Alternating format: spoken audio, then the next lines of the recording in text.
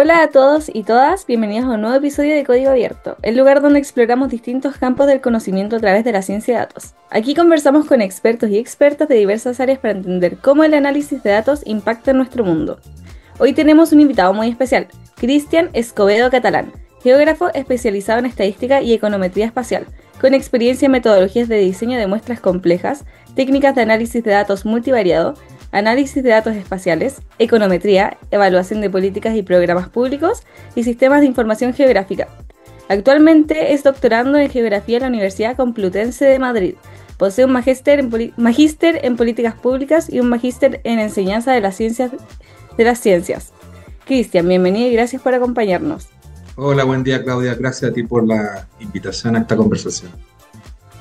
Bueno, empezando con las preguntas, me gustaría partir hablando sobre tus estudios académicos y tus labores como profesor universitario. ¿Cómo fue esto de pasar de estudiar geografía a convertirte en docente y en investigador también? La pregunta es muy amplia, es muy difícil responder porque tal como decimos los cientistas de datos, los estadísticos, yo creo ser un dato atípico dentro de todo este espectro. Porque generalmente el camino es muy simple dentro de la academia, o sea, simple dentro de su complejidad, obviamente, que es como entrar a ser ayudante, no sé, después ir ascendiendo en la jerarquía académica. Pero en mi caso no fue tanto así. Si bien es cierto, hice como ese tránsito, pero siempre desde mi inicio fue como ser profesional, en el fondo, trabajar en la empresa, trabajar en organismos públicos, privados, que es un poco el perfil de la carrera. Pero se dio. A pesar de eso, de que siempre uno tiene como ese bichito que uno le va ayudando, ese sueño de poder enseñar, no sé, pero estas cosas se fueron dando de a poco y bueno, efectivamente yo partí como monitor cuando yo estaba estudiando, estaba en tercer año de la carrera, monitor de una asignatura que se llama matemática.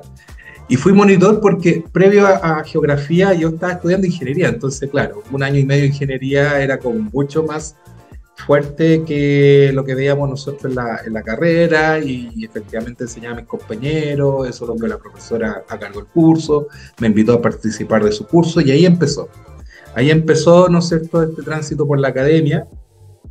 Fíjate que estoy hablando de algo que no es geografía, estoy hablando de matemática y todo eso.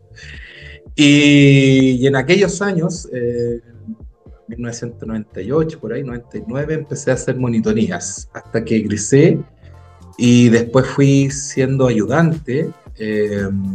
Me contrataron después en la universidad, años después, ¿no es cierto? Y como por ahí partió, ¿no es cierto?, este gustito por la docencia. Ahora, específicamente en las matemáticas, yo partí como profesor de matemáticas, yo hacía clases de matemáticas por muchos años. Y en algún momento me invitan a hacer clases de estadística. Y me gustó la estadística, me gustó mucho la forma en que miraba los fenómenos, la forma en que se analizaba todos estos fenómenos, ¿no es cierto? Y me gustó y después me empecé a especializar e hice un curso que se llama Métodos Estadísticos en la Universidad Católica y ahí comenzó mi tránsito hacia la estadística y después hacia la ciencia de datos. Eh, y obviamente mi ejercicio profesional se volcó a eso, ¿ya?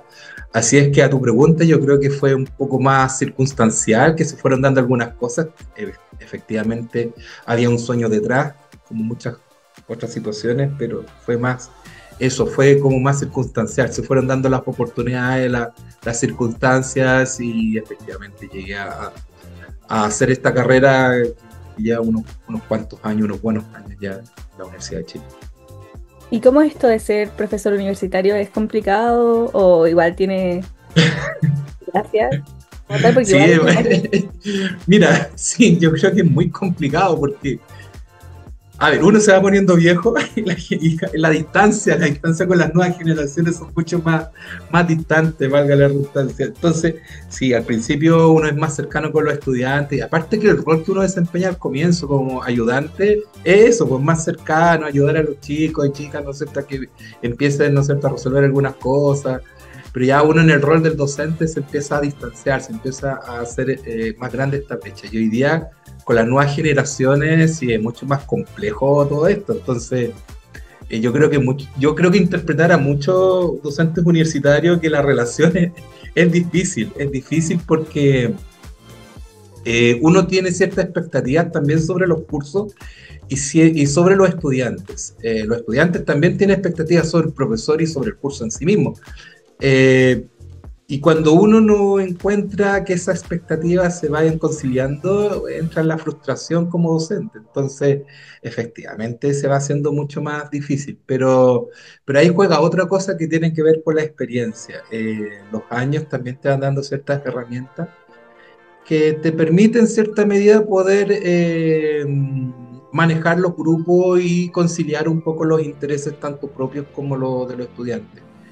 Pero sí es complejo acá, yo creo que es mucho más complejo. Y también porque tuve 2 años sin hacer docencia directa, entonces retomar esta docencia ha sido difícil. Pararse frente a un pizarrón, claro, pararse frente a un pizarrón tiene su tema, entonces escribir en la pizarra no es una cosa que todos vamos a escribir bien en la pizarra, no, tiene su cuento, exponer, traspasar ideas. Pero también estar atento a que los estudiantes te vayan siguiendo. Entonces, uno cuando está adelante, no sé si tú has hecho el ejercicio de exponer, uno mira cara y algunos ven, ¿no es cierto?, que te están mirando, otros que están mirando para otro lado, y uno En como el docente teléfono. tiene que enganchar con ellos, entonces sí, es un poco más difícil. Sí, frustra de repente. Cuando he presentado, ver que está en el teléfono es como, no les interesa. Absolutamente. Y uno ahí se cuestiona, oye, seré muy fome, estoy bajando el rating. Eh, Sí, se cuestiona ahí. Claro, ahí hay técnicas también para eso, si uno también técnica, no sé. Bueno, uno tiene más libertad cuando está haciendo clase que cuando está presentando. Sí, no sé, yo me ubico al lado de la persona que está mirando para el lado del teléfono, entonces, claro, inmediatamente cuando me ve que me aproximo a él, deja el teléfono y me presta atención. Entonces, claro, hay técnicas para eso. Pero bueno, cosas que la experiencia te va dando para poder sortear ciertos obstáculos. Sí. Yo sé, Cristian, que tú has dictado varios cursos, principalmente en la Universidad de Chile. ¿Qué cursos has dictado? Uy, bueno, partí matemática. Partí con Claro. matemática, le hice clases a los geógrafos, a los arquitectos, en su tiempo diseñadores. Partí de ahí. Y como te dije, en algún momento me invita a hacer clases de estadísticas. Yo tenía tuve un curso de estadística en la universidad y con eso empecé a dictar como ayudante, sí, ¿ah? Y me gustó tanto que después empecé a dedicarme más a la estadística, dejando un poco de lado de la matemática. Y empecé con los electivos de estadística. En algún momento en geografía, el curso de estadística, yo lo encuentro muy fundamental por su aplicabilidad, ¿no es cierto? Lo sacan de la malla y ahí vi una oportunidad de decir, oye, pero esto es muy importante, ¿cómo podemos retomarlo? Y lo partí dictando como electivo. Y ese curso electivo se transformó después en lo que hoy día se conoce como geografía estadística en la universidad. Y bueno, ahí diseñé el programa y todo eso. Y ahí me fui dedicando también un poco a eso, a la parte más numérica y me empecé a profundizar un poco en la econometría. En entremedio, tú lo mencionas bien, estudié un magíster en políticas públicas y yo me fui siempre por el lado más cuantitativo. Y el lado cuantitativo en políticas públicas en aquella época partía con métodos empíricos, microeconometría y otras cosas más y otros derivados de eso. Entonces ya dije, yo, esto es lo mío, así como esto me gusta, esto me apasiona, me gusta meterle datos al computador y obviamente extraer output, salida y la aplicabilidad también que tiene esto. Entonces, por ahí fue creciendo, ¿no es cierto?, este bichito de mucho de la estadística, de la econometría. Y eso es lo que ahora, ¿no es cierto?, empezó a dictar como curso. Ya tú bien mencionas que estamos dictando un curso de econometría espacial, incluso en la facultad también estoy aterrizando un curso que se llama Estadística Espacial el año pasado, con R en este año.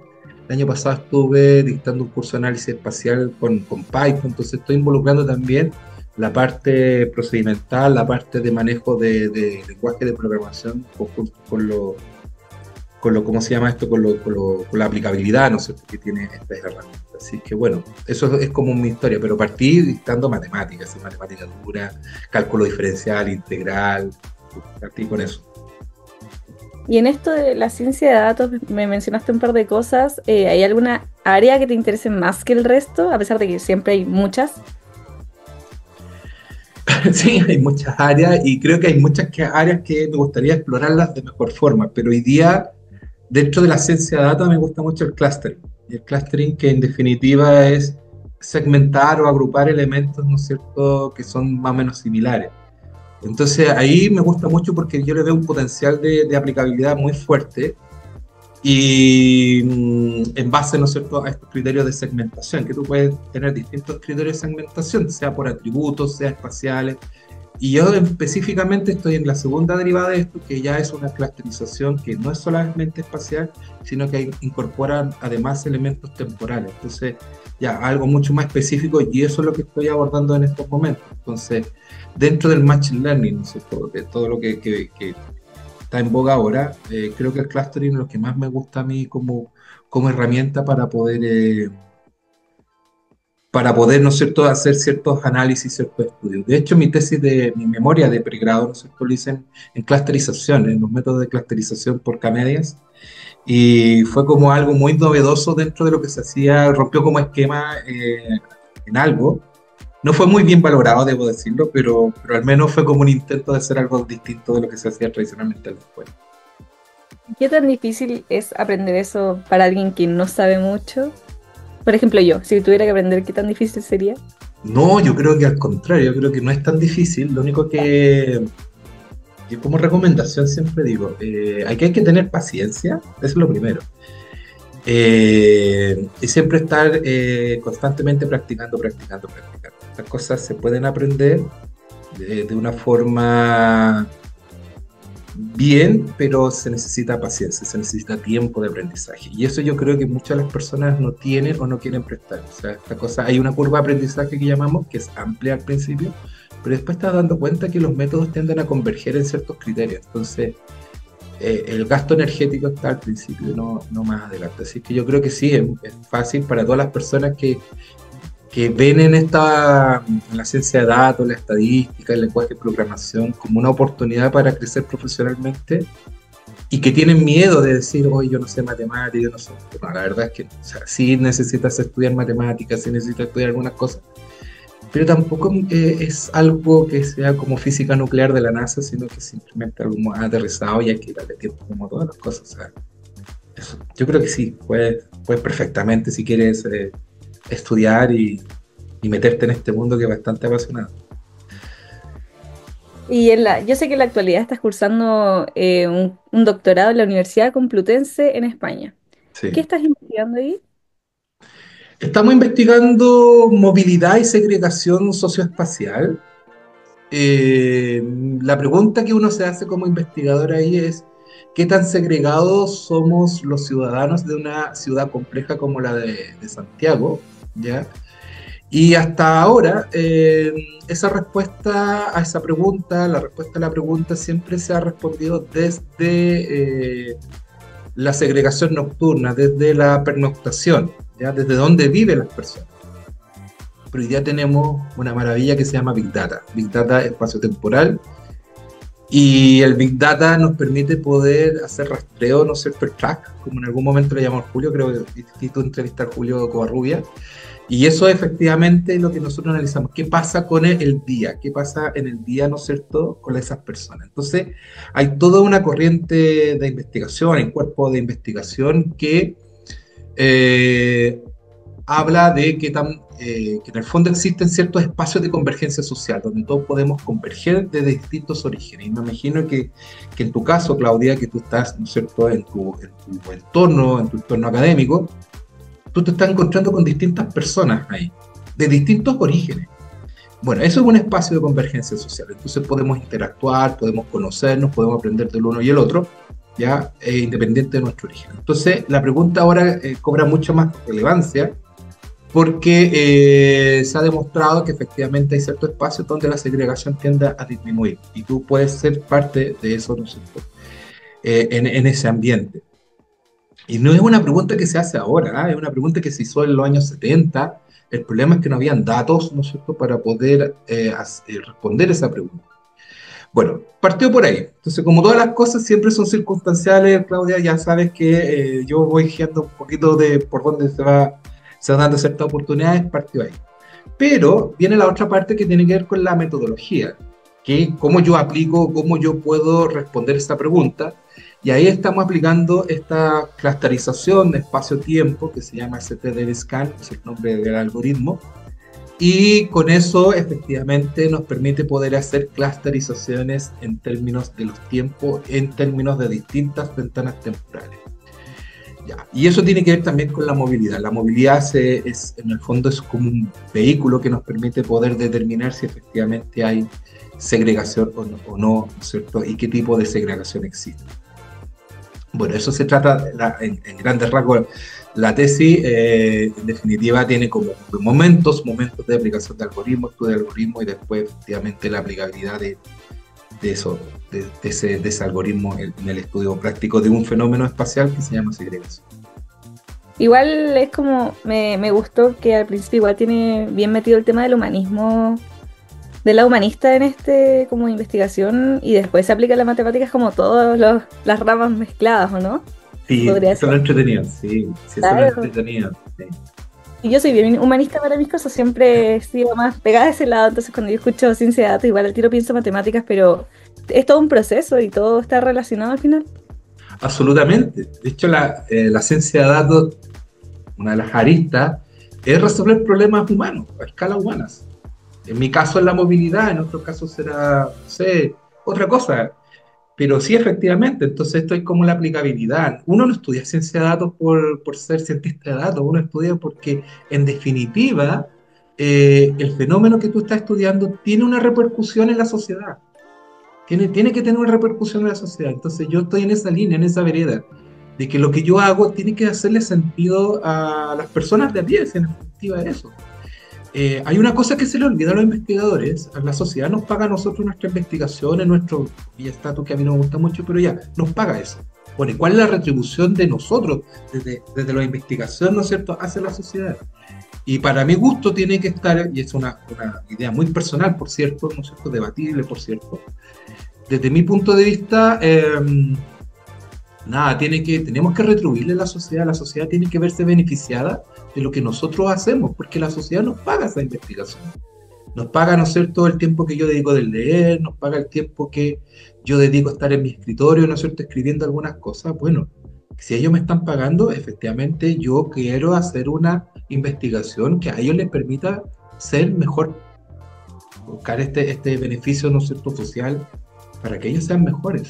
Entonces, sí, efectivamente, tiene que tener esa componente, ¿ya? Al menos en mi campo, que en la geografía sí, hay una intersección entre lo social y lo espacial. En otros campos será un poco más difícil, pero la gran mayoría de las disciplinas tiene esta componente. Increíble cómo está mezclado todo. Sí, absolutamente. Totalmente. Hace unas semanas supe que estuviste en Inglaterra. ¿Cómo es todo esto de la ciencia de datos allá en comparación ahora a lo que está en Chile? Distante, por decirlo un poco. Se están haciendo otras cosas muy interesantes que tienen que ver con la conversación que tuvimos hace un rato atrás. Tiene que ver, ¿no es cierto?, que cómo se intersecta la geografía, la política pública y la sociedad, ¿ya? Y en el fondo, cómo podemos resolver esos problemas a partir de Big Data, a partir del lenguaje de programación. Por lo tanto, ellos están, que no es solamente Inglaterra, el mundo anglo, Inglaterra, yo sumo también las universidades de la costa este de Estados Unidos, están en esa mirada, es cómo nosotros podemos resolver problemas sociales, problemas espaciales, ¿no es cierto?, con el uso de Big Data, lenguaje de programación, y cómo eso decanta en nuevas políticas públicas o en el diseño de políticas públicas.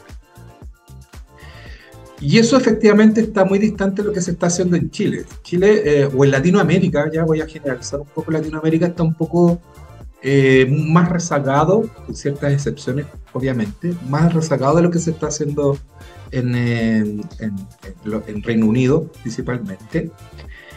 Y la instancia con la Universidad de Liverpool, que es la que tú estás mencionando, es una invitación que me hace la profesora Carmen Arnau para ir a conocer qué es lo que se está haciendo ella, en virtud de lo que yo estaba haciendo también acá en Chile, que es un poco más o menos parecido, que efectivamente.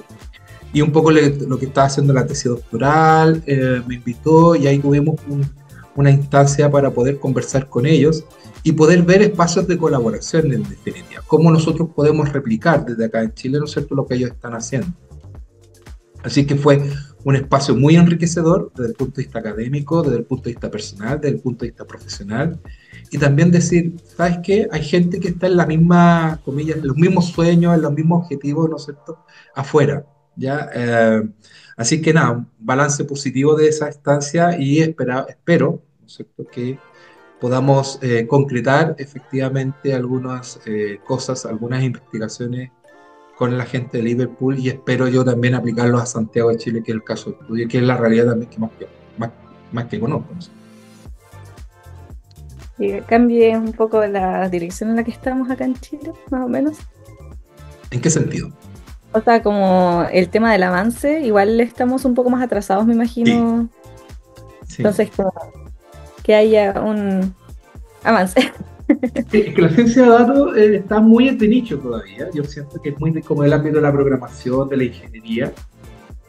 Pero hay que abrirla, hay que abrirla. Porque aquí, a ver, mi definición de cientista de datos, cualquier persona que usa datos y saca conocimiento de los datos es un cientista de datos, ¿ya? Claro, aquí le han puesto, no, que tienes que saber programación, tienes que saber de esto, otro, sí, está bien, apoya, complementa. Pero en rigor, cualquier persona que hace, en el rigor estricto de la ciencia, ¿no es cierto?, cualquier profesional podría hacer esto. Entonces, efectivamente, se ha quedado muy de nicho, y es un poco lo que tú comentas, es decir, yo podría aprender, y la pregunta sería al revés, ¿por qué no podrías aprender? ¿Qué te motiva? O sea, ¿cuál es la barrera que tú tienes para no aprender? ¿Te das cuenta? Claro, el nombre que tira para atrás, sí, efectivamente, pero también hay un grupo de profesionales que, ¿no es cierto?, mete miedo con este nombre para, obviamente, para que quede solamente ahí. Yo soy cientista de datos y tú no. Yo creo que hay que abarcar y se puede hacer. Entonces, sí, efectivamente, hay que generalizar, hay que masificar un poco este tema, porque creo que todos tenemos visiones disciplinares que nos permite poder entender los fenómenos. Los fenómenos son complejos hoy en día, estamos en esa realidad compleja y por lo tanto necesitamos distintas visiones para poder entender ese fenómeno. Entonces, y en ese sentido sí estamos un poco más rezagados, pero yo tengo la esperanza que podamos abrir. De hecho, ya colocando los cursos en términos de grado, posgrado, ¿no es cierto?, ya estamos generando una masa crítica que es distinta a este perfil de profesional y que puede efectivamente poder abordar fenómenos desde distintas miradas. Igual yo sé que estás bien motivado con esto de esparcir el conocimiento, porque hace más de un año diste el puntapié a iniciar una institución llamada Spatial Lab. Uh-huh. ¿Cómo fue que nació esta idea o que te lleva a querer difundir tus conocimientos a más gente del tema de la ciencia de datos? Por lo mismo que hemos estado conversando, efectivamente soy de la idea de que hay que democratizar el conocimiento. El conocimiento no se puede quedar en una esfera de academia. Entonces, ¿pero cómo lo hacemos? La pregunta que me hicieron. ¿Cómo lo hacemos ya? Porque claro, yo conozco la mirada desde la academia y estoy en ese círculo, un poco disidente, un poco como dato atípico, pero efectivamente estoy ahí, soy parte de ello. Entonces, esa pregunta tiene una componente social, efectivamente, tiene una componente de poder transmitir estos conocimientos a distintas personas, como tú, Claudia, que tú me dices, bueno, yo podría aprender esto, sí, y hay varios más que podrían aprender esto. Entonces, te das cuenta que efectivamente partimos de esa premisa de que todos podemos aprender. Cualquier profesional, ¿no es cierto?, que tenga motivación, que tenga las ganas, que tenga tiempo, por sobre todo, puede aprender ciencia de datos. Y ese ha sido el espíritu que involucró, ¿no es cierto?, desde el comienzo Spatial Lab. Y lo segundo es quitarle las barreras de entradas. Nosotros nos presentamos desde el código abierto, desde que tú no tengas que pagar ni un peso por acceder a un programa potente como Python, como R, como Geoda, como QGIS. Entonces, le quitamos todas las barreras de entrada para que tú no me digas, ¿no es cierto?, bueno, yo no puedo aprender, o pucha, no tengo plata para aprender, es que el software es muy caro, etcétera, etcétera. Quitamos todas esas barreras de entrada y solamente dejamos en las cosas personales. Tengo intención, tengo motivación, tengo interés, tengo pasión, tengo tiempo. Entonces, están todas las barreras, o sea, están todas las circunstancias para que tú puedas seguir aprendiendo. Entonces, un poco es el espíritu de democratizar el conocimiento, de masificar lo que nosotros conocemos, de no dejarla en esta esfera un poco académica, sino que cualquier persona, ¿no es cierto?, con los atributos que yo te mencionaba, pueda aprender y pueda manejar, ¿no es cierto?, estas herramientas. Y ojo, no solamente nos dedicamos en código abierto, también tenemos intenciones de masificar, por ejemplo, el uso de inteligencia artificial o también el uso de planillas electrónicas, Excel, así el Excel que todo está en la casa, que todo lo tiene, pero que cuando uno empieza a decir ya qué pueden hacer en Excel, la verdad que ahí, hasta ahí nomás llegó el conocimiento. Entonces, queremos hacer muchas masificaciones en esos términos. Pero siempre el espíritu es aportar desde el conocimiento, o sea, que todas las personas sepan las herramientas que nosotros utilizamos y los conocimientos que nosotros tenemos. Y en Spatial Lab, ¿cuáles son los próximos pasos que se vienen o avances y proyectos de la institución? No te los puedo decir porque son secretos. Ah. Vamos a seguir en esta lógica de nuevos cursos con código abierto, ¿ya? Y vamos a retomar un poquito el espíritu que nace, porque se me fue un poquito el tema de los datos geoespaciales. Nosotros nacimos con ese tema, con ese espíritu de analizar datos geoespaciales, datos, ¿no es cierto?, que tienen una localización, latitud, longitud y además que tienen una marca temporal. Entonces, partimos ahí, ¿ya? Vamos a retomar un poquito y le vamos a dar más auge en eso. Y por ahí va en la línea. Y también tenemos y estamos trabajando en el proyecto de tener cápsulas interactivas, ¿no es cierto?, donde la persona puede ir y puede acceder a una cápsula con el material y puede ir avanzando, ¿no es cierto?, en su progreso, sin necesidad de tener clases en horarios marcados. Si bien es cierto, la oferta que tenemos, las clases son grabadas, y eso es un plus, ¿no es cierto?, las clases son grabadas porque cualquier persona lo puede ver en cualquier momento, ¿ya?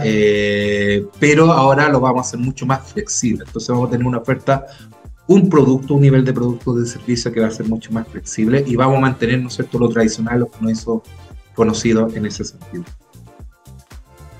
Claro, porque hoy día la gente, están pensando también en gente profesional que quiere meterse en este tema y no tiene tiempo en la mañana o en la tarde, entonces la noche es cuando pueden meterse a estas clases y como están grabadas, totalmente beneficioso. O el fin de semana, sí. O escucharlo, no sé, en el metro, o ver algunas cositas del metro, en estos espacios medio muertos. Los espacios medio muertos son muy buenos para estudiar, ¿sí? O para hacer una cosita. Claro, como algunos leen libros, otros se meten a clases de Spatial Lab. Exactamente, sí. Todo es ganancia. Y ahora como última pregunta, yo sé que me diste un consejo a mí cómo meterme al tema del análisis de datos, pero ya, metámonos con otras personas. ¿Qué pasos deberían seguir estas otras personas para comenzar a aprender de este tema? A ver, si uno quiere dedicarse profesionalmente a esto, mi recomendación ya sería, bueno, aprender matemáticas. O sea, hay algo de matemáticas, sí, algo de matemáticas. No es una matemática compleja, pero es algo que saber matemáticas, sobre todo álgebra lineal, matrices, ¿ya? Después, bueno, obviamente estadística. Saber algo de estadística y después de programación. Creo que como que esas tres líneas uno debiese saber para poder dedicarse a esto profesionalmente, ¿ya? Pero básicamente saber. Porque hoy día tenemos inteligencia artificial. Y la inteligencia artificial, créeme, que te genera los códigos de programación, tanto en R, Python, SQL y lo que quieras. Por lo tanto, yo creo que hoy día es más fuerte el tema del conocimiento. Hoy día recobra importancia el saber sabio, como le llamaban, ¿no es cierto?, últimamente los educadores. El saber, más que el saber procedimental, porque los códigos te lo va a dar, ¿no es cierto?, la máquina, la inteligencia artificial, y uno simplemente va a ejecutar, me retracto de ahí. Uno tiene que saber leer eso para ver si efectivamente se adecua al problema, se adecua al concepto y se adecua, ¿no es cierto?, a lo que uno quiere llegar como meta. Entonces, partí diciendo estos tres, pero saber bien estos elementos para que después tú puedas hacer una interpretación adecuada de lo que te está entregando la máquina. ya en la inteligencia artificial en definitiva. Entonces, creo que eso es como muy importante hoy día. Y el que no quiera dedicarse a la ciencia de datos, también. O sea, efectivamente, el saber del conocimiento es mucho más fuerte y va a ser mucho más fuerte de aquí a unos cuantos años. Perfecto. Muchas gracias, Cristian. Ahí terminan mis preguntas. Ha sido un placer conversar hoy día contigo y saber sobre tu trayectoria en el mundo de la geografía, de la ciencia de datos y de la docencia. Es súper importante y se nota que es algo que a ti te apasiona. Te agradecemos por compartir tu experiencia y conocimientos con nosotros. No, gracias a ti por la invitación y bueno, espero haber sido muy grata en el relato, ¿no es cierto?, de mi experiencia profesional. Así que muchas gracias. A quienes nos están escuchando, muchas gracias por acompañarnos el día de hoy. No olviden suscribirse a Código Abierto y seguirnos en todas nuestras redes sociales. Nos escuchamos en el próximo episodio.